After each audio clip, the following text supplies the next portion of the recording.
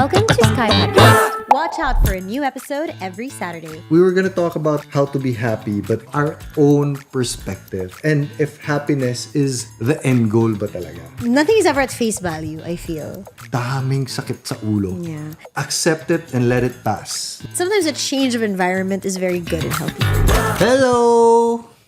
Welcome back, guys, to another episode of the Sky Podcast. I hope you're not sick of us yet. Yeah. Okay lang, once a week lang tayo magkikita. So, Yeah. okay lang yan. But I like this longer format podcast that we are doing right now because I feel like we can dive into it a little deeper. We can take our time more. And I feel like a lot of the people listening also appreciate it because I see the comments on YouTube now. It's funny because when we started this podcast, you always wanted to do like hour-long podcasts, Yes. longer podcasts. And I always said, let's keep it short. Because in my head, I can't stand listening to myself for so long. How Ako can din. other people stand listening to me? Naaanoy talaga ako. That's why I'm so thankful to our editors. Thank you. Don't leave us. I have this thing wherein I don't like watching myself. I don't like seeing myself talk. And I'm always like, self-criticizing every single thing that I'm doing. Like, oh, your eyes are moving too fast. Or you're, like, for example, right now, ang dami mong mga So parang, yeah. You could have said it better. You could have been more concise. You could Yes. have- all of these things. Oh, dapat ganito, dapat ganyan. Yeah. So, But it's easier that we have each other, my love. bakit? Because I don't have to listen to myself the whole time. 50% na lang. So, better na siya. But yeah, this podcast has been wonderful journey, and I feel like it has helped me more than I hopefully helped other people. I'm learning to be better myself when it comes to expressing my thoughts, when it comes to like being concise, when it comes to storytelling. I'm not the best at it. I wasn't ever, but I feel like this gives an avenue to practice, be a little bit better about it. Yeah, and also this is our couples therapy session. Kasi kung mag-aaway kami, recorded. So, what do you want to talk about today, my love? These past few years, especially after the pandemic, ang daming mga transition na nangyayari. And I feel like there's been a very big roller coaster of emotions, especially on my part, and I'm sure with yours. And so I'm sure with everybody, na parang ang dami nating dinaanan eh. And I feel like we always come out of it stronger, better, happier. We were gonna talk about how to be happy, but from our own perspective. And if happiness is the end goal ba talaga? And that's kind of like what I want to dive deep with you. I want to pick your brain on how you Are so happy. because a lot of women talk to you and say, I don't know how you do it. You're a mother, ang dami mong trabaho, you're very busy, able to put up a brave face and a happy face, and even when you're pregnant, you're still, kahit ngayon, pagod ka, I'm sure, from the pregnancy. But I keep complaining. Yeah, patuloy pa rin. And Alam mo- how do you keep on pushing forward even with these challenges? Tapos, lagi kong sinasabi sa mga friends ko, akala nyo lang okay lahat. Pero hindi. Ano lang, dinaanan sa makeup lang yan. Kasi even in my side, like people think, okay, I'm just building houses. Ang daming sakit sa ulo. Yeah. Everyone has their own load to carry talaga. Yes. For me, like for example, just construction alone, we deal with unhappy clients from time to time. We deal with unhappy employees from time to time. Unhappy suppliers. Paminsan, iniiwan kami ng mga suppliers. Ang daming mga ganito. And then you question yourself. Okay ba talaga itong ginagawa ko? Am I really as good as I feel that Am I I am? doing enough? Am I doing enough? And it's not just the real estate business. Meron pa akong ibang mga businesses on the side. And like, what about the part of the family? Parang there's a lot of self-doubt. There's a lot of anxiety, especially when you're trying to level up yourself. Yung parang, ang daming questions that can lead you to moments of low moments. Low moments in life. Lahat talaga may burden. Yeah. Diba, in life. Lahat talaga mabigat. Nothing is ever at face value, I feel. Although we may think that way sometimes, like, ay, sana ako na lang si Victoria Beckham. Sarap-sarap ng buhay niya. Gwapo ng asawa, cute na mga kids. Yaman-yaman. Ganon. Pero I'm sure meron din siyang mga pinagdaanan na hindi natin alam. Diba? Oh, like even in the, ang grabe ng pinagdaanan nila on that Netflix documentary. Yeah. Diba? Parang grabe talaga. When I was younger, I've always felt like, okay, I'll just get over this. And then eventually magiging okay na rin ako. But I feel like that's just the nature of life. It never gets to a point wherein it's completely easy sailing. Yeah. Meron talaga at meron talagang challenges tayong lahat. I feel like now with my pregnancy, every emotion is amplified to 1,000% because I have hormonal imbalance as a pregnant woman. This baby has injected so many hormones that it's not normal for me to have. So sometimes I know I'm very privileged and I know that I love my life so much. And I always tell you that, my love, right? Oh, I'm so lucky to live in this house. I'm so lucky to have these kids. I'm so lucky that, okay tayo. But there are moments when I just break down. Yeah. Diba? And then they're just like, why are you crying? I'm like, I don't know. I just feel so sad. Yeah, recently you just told me, I feel like there's a cloud hanging over me. Na parang hindi ko magets lang. Parang there's just something. And I have those moments. Bakit sad lang ako? Hindi ko alam kung bakit. Ang ganda-ganda ng life ko. May ups and downs, yes. Alam kong part of life siya. I just wanna snap out of it, but I can't. Yun yung feeling. So may mga hacks kang Normal siya, ginagawa? Is there normal something that you do when these things happen? Well, sa ngayon, nabuntis ako. Lagi ko lang sinasabi, hormones mo lang yan. Mag-cake ka lang, mag-ice cream ka na lang. Hormones, mawawala. Lagi ko sinasabi yun sa sarili ko, which true enough happens. And I talked to my doctor about it recently. And she was like, well, the moment that you realize that this will pass makes it easier for that moment to pass. The moment that you acknowledge it could be hormones, the faster or the easier it is to get through that cloud. Yes. Yeah, but there are moments naman talaga na parang mahirap talaga siya. Like tangibly. Na hindi siya and it's just hormones. not an emotional thing that something has happened in your life wherein you feel like, will I ever get through this? Will I ever get through The slump. or parang can I ever dig myself out of this hole that I've dug myself into? Yeah. And all of these things. That's a good discussion to have. Yeah. We've had a lot of those moments. A lot. Syempre, matanda na rin tayo, love. Let's not pretend perfect yung life natin. And it's really hard to pick yourself back up again. I think the number one thing to do, which you taught me, is to acknowledge where this is coming from. Diba? So parang I'm sad about something, I don't know what it is. I need to have a moment of silence and give myself this time, not to be sad and to cry, which you're allowed to for a certain time, but also to think about, bakit ako ganito? Bakit ganito yung feeling ko? Was it a conversation I had with my dad? Was it a conversation I had with this stranger? And why did it make me feel so bad? What triggered this emotion? And once you know that, it's easier for you to step forward. Right? Just recognizing na andun yun, di ba? Like, sa akin, I have these moments wherein I've been carrying this weight throughout the day. Hindi ko alam, why am I feeling like this? Hindi ako at peace. Bakit? Then I'll just like rewind my day. Oh, I got this message that there was some person that sent me this which triggered me to feel this way. So, sometimes if I can do something about it, I'll just put it in my to-do notes. And then, okay na ako. Basta gagawin ko na yun sometime in the future. But sometimes, wala ka talagang magawa. And you're allowed to feel the way you're feeling. But just by recognizing that it's coming from that one thing gives it less power kaysa sa andun lang siya in the back of your head and throughout the day parang you're pissed off, you're anxious, hindi mo na recognize kung saan galing yun. And then you're passing it on to the people around you. Like you're just in a bad mood throughout the day instead of like, okay, I'm in a bad mood but I know where this is coming from. Me, personally, I'm allergic to bad moods, which is like sana all right. But every time I have these spikes in emotion that are sadness, I can handle more. But if I'm angry, I can't handle my anger because I know that I will become a very bad person when I'm angry.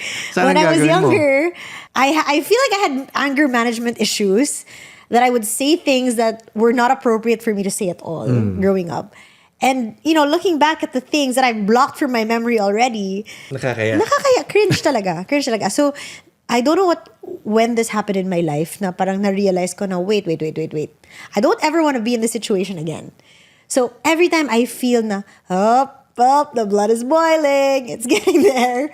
Parang, okay, now's my time to nobody talk to me, close the room, nag-isip muna ako bakit ako pissed off and how I can shut this train of thought. Kasi it's only gonna go downhill from here. Oo. Pero sa meditation practice, ang sinasabi nila is not try and itago mo. It's just like, okay, I recognize that I'm angry. And then, okay, what does angry feel like physically? Why am I angry? Okay, this thing. And like parang accept it and let it pass na dumaan siya. And that's the easier way for me. Hindi ko alam kung healthy ba yung ginagawa ko. Tama ba siya or hindi. Pero siguro hindi siya tama. Kasi I know what would trigger me to be in a bad place. So I'd rather not go there. Di ba, love, you know? My friends always make fun of me because I'm so non-confrontational. I don't like conflict. I don't like debate. I don't like arguing. So kahit hindi talaga ako agree, oo na lang, bahala ka dyan. Okay, sige. Tawag ko doon is protect my peace, di ba? There is a bad side to it because sometimes, let's say, I have to talk to this person. This person doesn't know that she's doing something wrong. Ako lang makakausap sa kanya. Pero kasi ayoko ng awkward situation. Ayoko nang matrigger ako emotionally, iiyak ako or, you know, magagalit ako. So, wala na akong sinasabi. 3 years na, wala pa na akong sinasabi. All these emotions that we have as human beings, I feel like we have to learn to recognize that each and every one of that, like this me being the nerd, nag-evolve yun to serve its purpose. And I feel like as long as it's controlled in certain situations, nagagamit mo, it is useful, even the negative emotions. Crying gets us, after crying, parang na-release natin yung that energy, diba? It makes us feel better, I Talaga? feel. Yeah. Ako, I hate it. Or being angry in very, very certain situations, acceptable. Alam mo, love, hindi eh. For me, last week, may argument tayo. Yeah. Tapos iyak ako ng iyak. I hated the feeling. And even after, parang, May argument tayo? What did we argue about? i-play natin, na-record natin eh. Alright. No, and then it's just, I'm a very emotional person and I'd rather not go to that spectrum. Like, I always say, my patience is so mahaba. Pero pag dumating na ako sa point na yun, let's say 1 to 80 over 100 yung patience ko. Pero pag nasa 80 na ako, going to 81, parang, oh no, what am I gonna do? And then when I'm in 81, there's no turning back na. Ayoko na. So parang, when I get emotional, my emotions take over. And that's it. I am no longer a person. Ako dinidiretso kasi. Like, I feel angry. I don't act ideally 99% of the time. Kaya ko namang, okay, I recognize that I'm angry. I'm gonna use this anger to get my point across. But it's not in a way wherein it's shouting and everything. Me being the very calculated guy. Usually, let's say for example, yung bahay na ginagawa namin, I'm not happy with the work. So I use that anger and just tell it straight to the person that supposed to do quality control, let's say. You know what? I'm very disappointed. That is angry and that is very legitimate na reaction. The other houses that we did, okay, what happened to this house? Because if I just pretend like everything is happy and okay, I'm not very happy with this. Feeling ko it doesn't get the point across. Yeah. No, I completely agree with you. Completely agree. So that's what I meant by you can use it properly, I would say. Hindi siya easy thing to do. Yeah. I feel like in a work setting, nasanay na ako na ganyan na yung atake ko palagi. But definitely, tao lang po rin tayo. We all make mistakes. But when I was younger, yung anger ko would show up very differently. And with most people siguro. Na gigil ka na, you're out of logic, no one can talk to you, you're just mad. Hashtag Scotty, is that you? Yeah, but di ba, that is yung na-override na yung logic mo. Every time I'm angry to the point wherein I can't control myself, yung parang nag-block out na yung logic. No, yung parang attack mode you na don't lang. see anything, you're just focused on one thing and galit ka na. You're not making sense at all. Yeah. Since we've gone through all these hardships, what are the things that you do that gets you out of that rut, gets you back into the mood of like, okay, this is a good life, or parang at peace, basically? Well, it sounds so cliche talaga. Baka annoying to some, but it's really knowing that you're hashtag blessed. I know it sounds so annoying, pero to be honest, it helps ha. Sometimes kasi these emotions that I feel, especially when it's sadness, it's all in my head. It's self-talk. Yes, right? you're talking to yourself in... Wala akong kausap. I'm making problems out of things that I've created in my own brain that nobody else is talking about. So what I like to do is pull myself out of that negative train of thought. I know it's so hard. But I will literally like physically take a look around me. Like if it's on my phone, like I'm talking to this person and I'm so annoyed, or if it's like social media that's making me feel bad about myself, whatever it is that I'm doing at that moment na na-realize ko that I'm feeling bad, tatanggalin ko yan from my life for that moment. Tapos aalis ako to another place, like literally change of environment. So if I'm in my room, punta ko sa garden. Or something different na physical. Doesn't have to be like talk to a therapist or something so intense, right? Literally plucking yourself out of that situation and putting yourself in another place will help you. Yes. I think ang ginagawa mo na nakikita ko is something that breaks your routine. Because you're doing the same things over and over again. You're kind of like in the same loop. So, I see you randomly like, okay, nag-swimming si Chris. Yeah, di ba? Depressed siya, nag-swimming siya bigla. Or like parang, ang tagal ko nang hindi nakita na nag-swimming ka. Bakit ka nag-swimming today? Yung parang, or like, I was complaining to you every day, complaining that I'm so tired, which is true. Physically, masakit ang katawan ko bilang buntis. A few nights ago, I went out with my friends and it was 11 p.m. Yes. And I was still out. And Slater was worried and he was like, the hell's my wife? She never leaves the house. Like, it's 11 p.m. and she's not yet home, which is at this stage in my life doesn't happen anymore. nag-text ako sa kanya, are you okay? kami kasi wala kaming problema when it comes to these things. We don't Buhay like... ka pa. Yung sa akin lang is, sabi mo, pagod ka. Sabi mo, kakain ka lang. And then it's 11:30 and you're still at home. Are you okay? Sometimes a change of environment is very good and healthy for you. Yes. That's actually what I do also. Sometimes I'm just randomly mag-exercise. Just break routine and it helps like, okay, iba na naman. Or even just hanging out with friends or a different group of friends.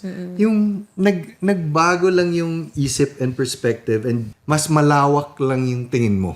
Kaysa sa, especially when we're feeling down, like parang tayong nasa bubble or nasa parang naka-blindfold. Ano mo yung Horse reins. Yeah, yung parang... Isa lang nakikita natin. Isa lang nakikita natin. It's just that problem. Yeah. And once we talk to other people, even if they share their problems, mas nabibigyan ng perspective of how might be small yung mga problema na iniisip natin. I remember when I was still living with my mom, she'd always tell me, alam mo, iba ka. Iba ka kapag you just came home from a travel or from a work trip. Nagbago ka. Like, she'd always tell me that. Kasi feeling ko sobra akong parang sanay na sa everyday. Di na ako nag-high. Di na ako excited about life. You know what I mean? Like, eto, lunch. Eto, mami na naman kasama ko. Ganyan lang. Pero if I've been gone for a long time and I came from a different environment, when I come home, I'm refreshed, right? Yeah. It's like, all of these things that I was thinking at home are so small compared to like, what's out there in the real world. Yes. And sometimes tayo kasi we're meant to be social creatures, but sometimes we isolate ourselves. With our work now, it's mostly digital, And alone, ganyan. it's not just about work. It's just, pagod na tayo. Dito lang tayo sa bahay. Nood na lang tayo ng TV. Di, okay lang yan. Happy ako dyan. I saw this TikTok once, mo off topic lang. Parang there was this young girl and she said, where do people in their 35 to 40 range hang out? And then it cuts to this guy who says, where do people in the 35 to 40s hang out? They don't hang out. We like to stay in our homes that we paid for. I'm like, this guy is literally taking the words out of my mouth. Like, by 9 p.m., we have to be in bed and that's a good day. I'm like, preach. Ako, alam mo what makes me happy? It's whenever I'm super busy, and I know that there's a trip we're going to that I'm excited about, even if it's like 2 months away, it helps me move along. Because like, yung isip ko is, meron akong trip, mag-shopping ako. Or meron akong trip with Chris, we're gonna eat good food or we're gonna have coffee. Or like for example, our trip to Japan, parang iniisip ko na, okay, gusto ko pupunta sa vintage watch. Okay, kahit 2 months away, kahit hindi pa yun realistic na may gusto talaga akong bibilhin or wala. It's just more of like Kasi kasama mo ako. That thinking of something in the future na something to look forward to. Nakasama kita. Yun lang naman talaga ang sagot eh. What makes you happy? Pag naisip ko yung asawa ko, happy na ako agad. Ako, another thing that I like to do, aside from that really helps me also, like, always planning trips to look forward to. Or hindi lang trips, kahit dinner tayo sa ganitong restaurant this weekend, ganyan, happy na ako dyan. Something to look forward to. Super effective yun. Isa pa, more, pwede mo siyang gawin everyday is something that we also always talk about. It's being grateful for the little things that we see in our everyday. Na parang sometimes Scotty will look at me so weird because we're like coloring in the kitchen or cooking, and then I'll just say, you know what, Scotty? Our house is so nice. We're so lucky to live here. Scotty's like, huh? Where did that come from? Pero for me, kailangan ko siyang sabihin kay Scotty kasi parang I'm planting the seed to him. Na ganyan to din. be thankful of these everyday things around him. Kasi masanay siya na, okay, ito yung bahay ko. Normal. Di siya normal. Ang ganda-ganda ng bahay natin. Swerte-swerte natin. Diba? When we look out, may view tayo of a cow. Diba? Ang swerte. Diba? Cow talaga yung ano mo. I always see cows. Priceless talaga yung cow. Stuff like that. Yeah, but it's true.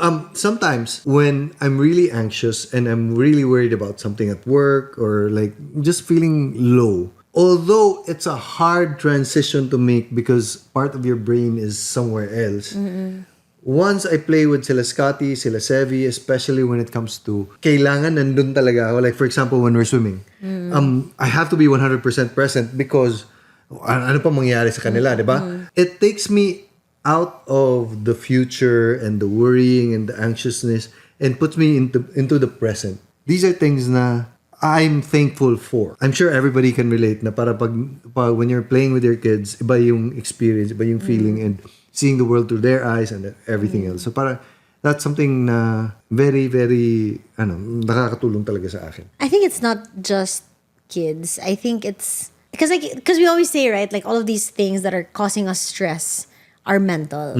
Obviously, yes, they're legitimate. Iniisip natin siya, we can't let go of it. Pero doing something that we can control physically in our physical world at this moment helps. Oh. Like for example, let's say, meron akong problem with school. Big problem, or like sa work, whatever. My boss hates me. And then, like, I'll just pluck myself out of, like, take myself out of the computer, pause muna, punta ako sa kitchen. Oh, si mami nagluluto ng lunch, tulungan ko siya. Yun, super simple, but it's something that I can do physically in the moment. Spend time with my mom, diba? Smell the carrots in my hand, something physical. Kasi feeling ko it's all mental eh. Meron yun sa study. You know how sometimes when I'm not doing anything at home, I'm just like looking for work? Meron talagang study that if you do something with your hands, na parang kailangan mong mag-focus because it's like preparing something, assembling something, or cooking, it does make you happy and it does put you in the present. I remember you were walking in on me packing orders. Yung Skyfam merch natin na mga hats. Yeah. So, syempre, may mga tao naman tayo to do it for us. So, she's later was saying, enjoy mo talaga mag-pack ng orders, no? Ang dami-dami na. Parang ilang hundreds na yon. Sabi ko, alam mo, no. Like, I have so many things to do. Pero, I need to do this. Kasi feeling ko, doing something na di ako kailangan mag-isip. Parang meditation siya for me. Packing orders, meditation. Alam ko na what's next. Step 1, step 2, steps 3. It gets me out of my routine. Gets me out of my head. Yeah. And it makes me happy. Kahit it's so mundane. Yeah. Something like that lang. Sometimes, like when I'm going through something very, very rough and like, it takes a while to get out of. I also do this. I compare myself to people that have gone through worse and have come out winning. Like a very, very weird example is David Beckham.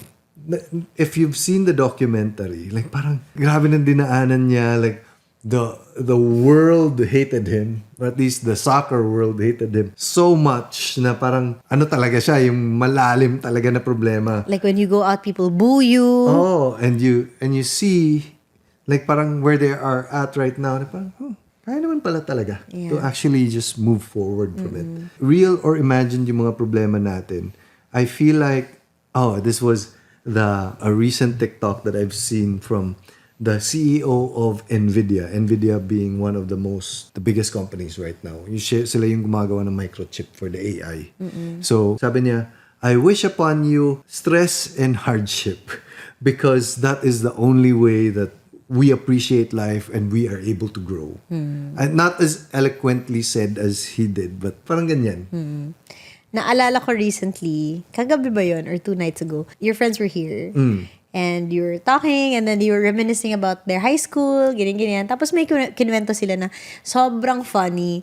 They were on the rooftop of some house trying to escape kasi parang nag-sneak in sila sa house of their girlfriend, all of these things, and then the dad walked in, so they had to like, para sa akit bahay, like nasa roof sila tumatakbo, ganyan. Kailangan nila mag-jump from second floor to first floor. Yeah. So imagine yung stress at that moment, parang feeling mo life or death. Like, this dad is gonna shoot me for sneaking into his house. I look like a burglar. What am I gonna do? Am I gonna jump or not? Sobrang stress na nung friend mo. Tapos sinabi lang niya na he told his other friend, kasi dalawa sila and one had already jumped. So he was trying to convince the other one who hadn't jumped yet to jump. And then he said na, just think of it this way. Years from now, we will be laughing at this very moment. And it's true. Because at that time, imagine you're a high school guy running away from a angry dad who doesn't know you're there in the middle of the night. Baka may baril, hindi mo alam. Don't do this, by the way. Don't do this. You will get shot. Very bad example. But just imagine, put yourself in that situation. It's very stressful, right? You don't know what you're doing. You're a child. But look at them, like 30 years later, laughing about that situation. Everything will pass. There was this book written by Felix Dennis. It was something to do with business. Pero sabi niya, a lot of the things in our lives, we feel are life and death. But truly, there are only a few things. Sabi niya, like this was in the perspective of business. Losing money, yes, masakit, problema. But it's not life and death.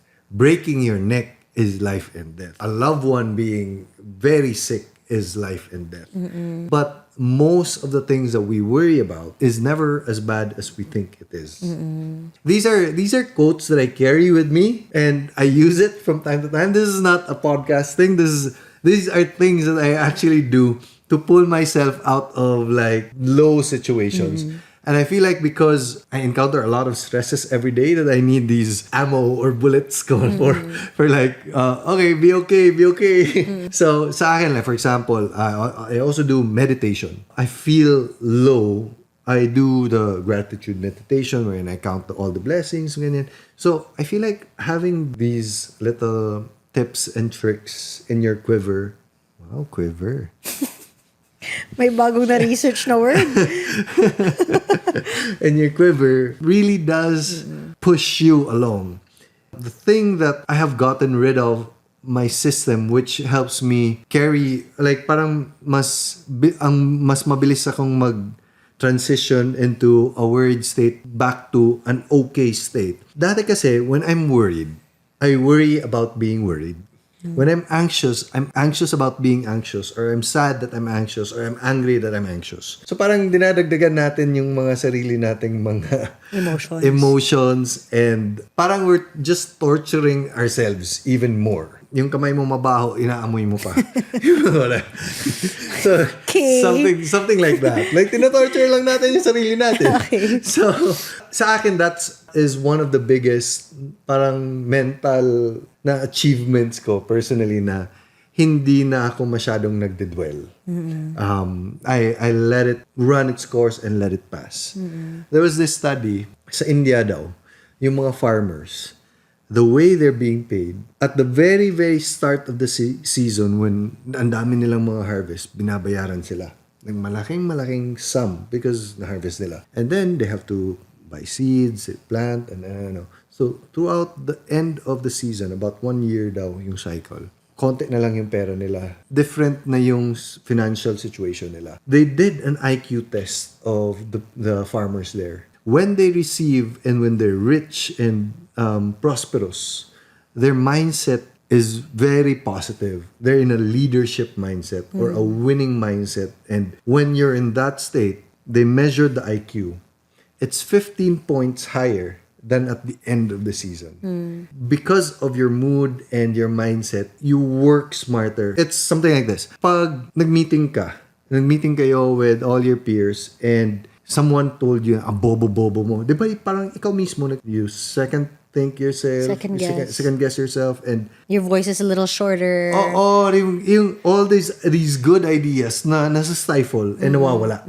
So it's kind of like that in a sense. We do ourselves a disservice whenever we trample upon ourselves. Yung parang yung mga emotions natin, yung sinasabi natin na When we let our emotions negative get the best of self-talk. us. Yes. Yeah. So imagine, in that situation na sinabi natin ng meeting, a coworker, theoretically, parang is putting you down. But whenever we're feeding ourselves these negative self-talk, you are putting yourself down. Yeah. When I'm counting my losses, I catch myself and count my wins.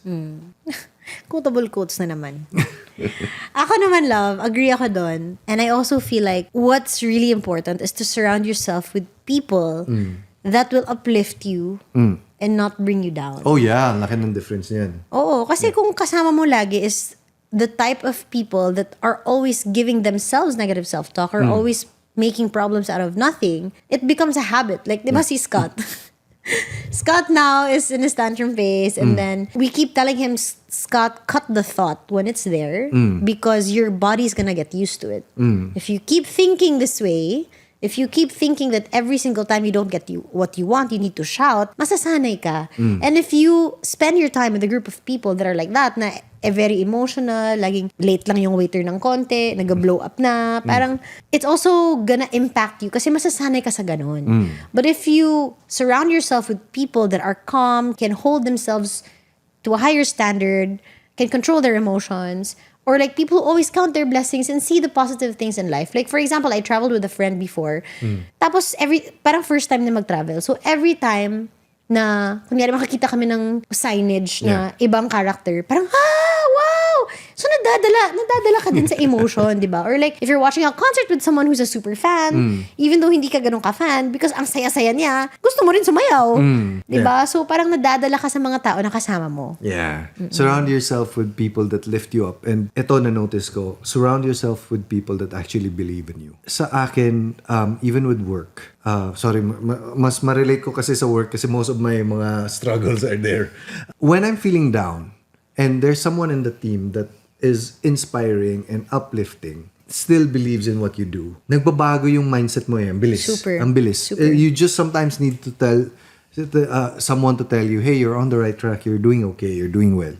So that one, imagine, pag sinabihan ka ng ganyan, diretso, your mind opens up. You get newer ideas, you get inspired, you get more willing to work. So imagine having a boss like that, having someone in your team having a mentor that's that to you. Infinite yung benefit na binibigay. Someone recently, like, parang lumapit siya sa akin, one of my mentors, sinabi niya, hey, your product, light panel, sobrang ganda talaga. And he literally binigay niya yung points why it is a very, very good product. Na parang, you should start expanding already. What are you waiting? Parang mga ganyan yung mga sinasabi, and this is coming from someone who really cares about you. So parang ikaw mismo, kasi tayo, nakikita natin yung mga mali natin. Yung tinitingnan natin, ay, this is a good product, pero parang gusto ko pa to i-improve. Gusto pa to, parang kulang There's pa always dito. self-doubt. Kasi it's something new to us. But for someone who's already seen it, who's already, like, mentor nga. So, parang experience na siya. Hey, I've seen this before. This should work. This is what you do. This is, what you're doing is right. And this is even the genius part na ginawa mo, ganyan. It really does open up your mind to fresher ideas, and it opens up a certain kind of courage na, hey, I believe in myself more. You stand your ground firmly better. That's true. So it's all about us finding that, it's not just that one person. It can be anyone around us that pushes us to move forward. It doesn't even have to be someone that has already done what you're trying to accomplish. Sa amin, meron din kaming group of barkada na we're kind of like pushing ourselves to be better. So, meron kaming yung grupo na, okay, business-wise, ito yung dapat mangyayari and we help each other out, we talk about these things. So, parang it's encouraging. Yes. And it's not an energy wherein, oh, ikaw businessman ka na ngayon. Or, ikaw magdo-doctor na. Wow. Hindi ka na ma-reach. Hindi ka na ma-reach. That's so annoying. So parang hindi siya nag-uplift sa'yo. So kailangan mag-hire tayo ng mga yes men in our lives. Yes, leader, go lang! Go lang! Alam mo, totoo yan sinasabi mo, love. Even in my work, like for example, mga photo shoot, ganyan. Pansin mo, lagi photographers are always so encouraging. Oh, yeah. Yes. Yes, yes, Chris, that's great. Oh, more like that. You're doing awesome. It's always, ganun. Kasi alam nila na mapapalabas mo yung totoong personality mo pag confident ka. So they're trying to hype you up. Yes. And make you comfortable Yeah, so that you that's very can, true. sa body language mo, hindi ka na ilang, normal ka na, di ba? All photographers do this, all good videographers do it. Like, kunyari sa wedding day, di ba? It's always, Kahit you look pangit pa yung beautiful, pose ganyan. mo. Okay, ang ganda na nito, ha? Gawin Ito mo lang tong. Change mo lang. Change mo lang to Yung ng eyes konti. mo lang, ganyan. Pero maganda na maganda. It's always very positive. It's always very, I don't know, it helps a lot. Because I've also had work where a photographer doesn't say anything. Yes. Ang It's hirap. so hard. Kasi hindi mo alam kung tama ba yung ginagawa ko? Awkward ba ako? I always have to say, does this look okay? Can I have a mirror? Can I see? Like, what am I? Alam mo yun? Because you're Yes. always doubting yourself. Even Yeah. though I've done it for years, if the guy doesn't give me anything to work with, Yes. it's hard. Oh, 'di ba? So pag ganyan, you kind of realize how the IQ thing totoo siya.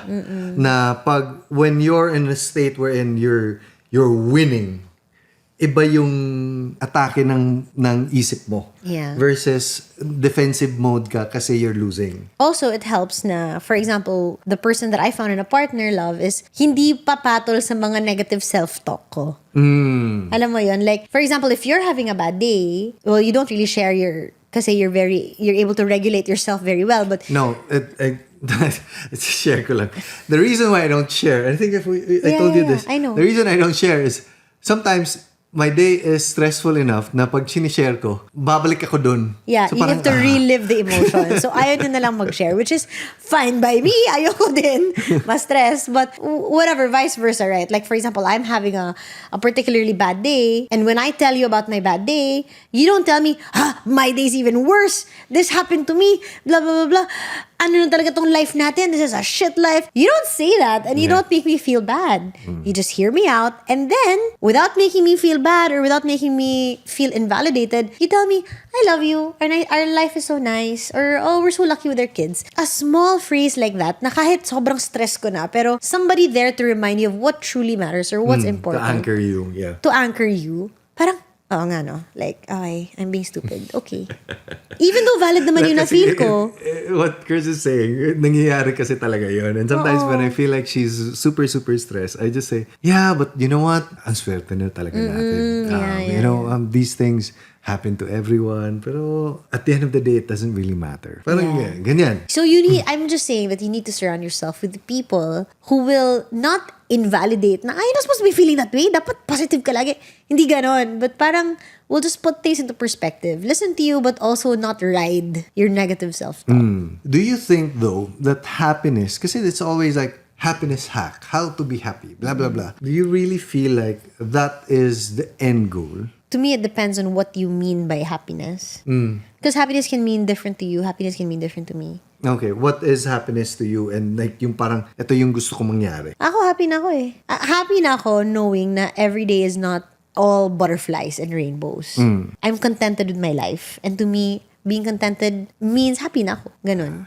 To be content and at peace. To be content and at peace. Same with you, like parang happiness is not, oh, I want a car, or oh, yes, bili ako ng mahal na relo, or whatever. It really is like the journey and just enjoying that you take in the ups with the downs because you know that it's part of it. I mean, there's so much wisdom na kailangan na parang nasanay ka na you are okay with the downs. It's hard. I don't do it often enough as I'd want to, pero you kind of see life from a broader perspective, that it's just up and downs, and these up and downs will always be there. You're just enjoying the journey. Namnamin mo lang yung You're here for the ride. Yes, it's like a video game. A video game wherein you always win is not as fun as a video game na challenging siya, pero pag nanalo ka, masayang-masaya ka. Like si Slater, dami-daming stress sa work. Minsan nga, when he tells me about his problems, stress na, like hindi ko alam kung paano siya nakakatulog, ganong level. So minsan, when he's happy, like, yes, this happened at work, woohoo! Then he'll psych himself like, ano kaya mayyayaring bad next? Kasi alam kong up and down to always. Kung nasa up ako ngayon, magda-down na to. So, then when he's down, okay lang, coming na yung up. Diba? It's always like that. Yeah, I've said this before in the podcast, but yung words ko is, this too shall pass. Na, okay, if I'm going through something hard, alam kong lilipas din to. If I'm going through something that's very, very nice and I'm happy and a big achievement, I ground myself from, para hindi rin ma-shut yung utak ko doon na sobrang prideful and stuff. And okay, lilipas din to Get ready for the next one. Yeah. I mean, I still enjoy it. I still savor the moment, but it just tempers it to a level wherein hindi siya out of reality for me. I guess we all have our own hacks and tips and tricks that we kind of like as we go along this journey called life. Parang, okay, meron akong bagong trick, meron akong bagong trick dito. How to survive life. Yes. But sometimes it's really just getting out of our own way also. I feel like sometimes it's just a lot, not all, but a lot of the things here are mental. Diba there's this, I think it's a Buddhist saying na if you're always depressed, you're stuck in the past. If you're always anxious, you're stuck in the future. Which is very, very true. When you're always planning, or what could happen, that's anxiety that's coming from the future. Parang, ano. And all these little quotes here and there actually like really, really helped me get through a lot of things. So yeah, I hope that merong mga napupulot na maybe just one-liner that can help you out and making your day just a little bit better. So let's live in the present. The time is now. And let's And be with happy. That, let's and end with a content. meditation. Have a good day, guys.